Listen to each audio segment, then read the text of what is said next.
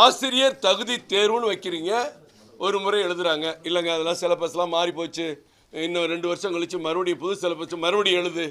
சரி மறுபடியும் எழுதுகிறோம், மறுபடியும் பாஸ் பண்ணுறோம். 2வது தேர்வு முடிஞ்சு ஒரு 4 வருஷம் வேலை கொடுக்குற ஏமாற்றி மோசடி பண்ணிட்டீங்க. அப்புறமே என்ன பண்ணுறீங்க, 3வது ஒரு தேர்வு எழுதுங்க, சிலபஸ்லாம் மாறி போச்சு. அவங்களும் எத்தனை வட்டம் தான் சார் மைண்டையும் உள்ளத்தையும் திறமையும் டியூன் பண்ணுவாங்க? ஓய்வு பெற வேண்டிய வயசுல மறுபடியும் தேர்வு எழுத சொல்றீங்களே, இது என்ன சார் நியாயம்? என்ன நியாயம்? ஓய்வு பெற வேண்டிய நேரத்தில் திருப்பி அவங்கள பரீட்சை எழுத சொல்றது என்ன நியாயம் சார்? உலகத்தில் எந்த நாட்டிலேயாவது இது இருக்குமா சார்? 21,500 குடும்பத்துக்கு பதில் சொல்ல வேண்டியது முதலமைச்சர்.